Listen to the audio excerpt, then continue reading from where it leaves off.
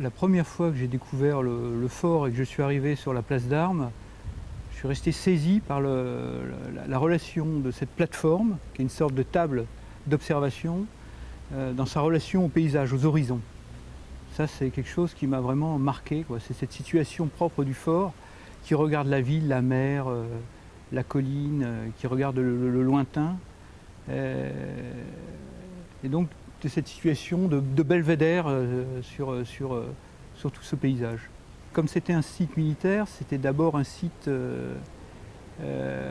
qu'on regardait de l'extérieur, effectivement, un interdit en fait. Donc c'est vrai qu'on donne à voir quelque chose qui est de l'ordre presque du sacré, un espace sacré, militaire, mais sacré quand même, qui va permettre aux Marseillais, mais aussi aux gens venus de l'extérieur, de se retourner sur la ville, sur cette ville. Parce que l'intérêt du fort, c'est qu'il est en même temps, il est détaché de la ville, mais il fait partie en même temps de la ville. Il est détaché de la mer, mais il touche la mer, il fait partie de son identité, il en tire cette identité de la mer. Et donc il rend compte de tout ça, c'est ça qui est intéressant. Les deux principaux espaces, effectivement, sont constitués d'une cour basse, un peu fermée, c'est-à-dire fermée par des murs, par des murailles, et puis d'un espace, donc deux strates topographiques, et puis une cour haute, la place d'Armes, qui est un grand espace ouvert, qui est un espace perché.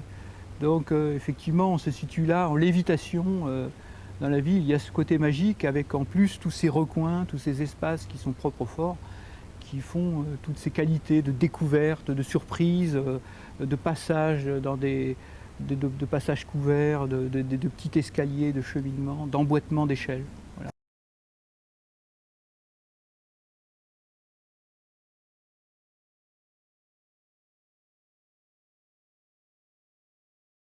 On est sur un site où il y a en gros ici toute l'histoire de Marseille, hein, depuis les Grecs, en passant par les Romains, le Moyen-Âge, il y a eu la commanderie. Donc on est sur toute une stratification historique.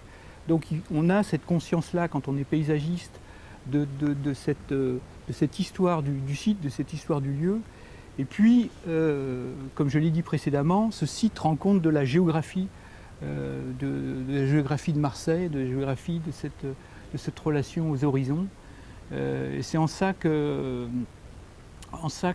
avant même d'avoir toute intervention de création, d'intervention, il y a d'abord cette posture d'allégeance au site, c'est-à-dire de se dire comment on fait pour apporter quelque chose sans que ça perturbe les équilibres établis.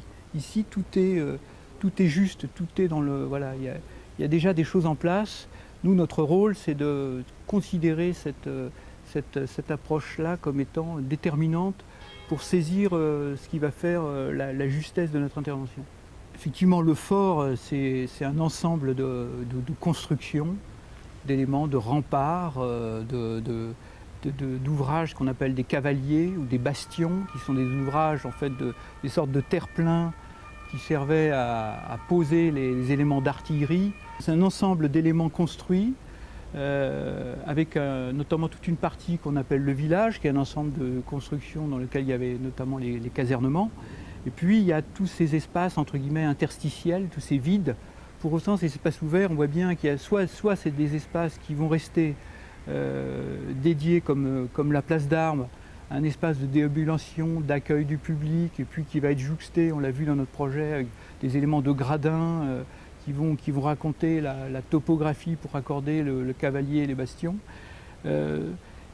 Soit en réalité, il y a effectivement des espaces en place qui étaient déjà des espaces perméables en terre, il y a des modelés de terre, des architectures de terre, et c'est sur ces architectures de terre-là sur lesquelles a pu effectivement, au fur et à mesure du temps, pousser un certain nombre de végétations, qu'on va en fait développer la thématique du jardin qu'on met en place,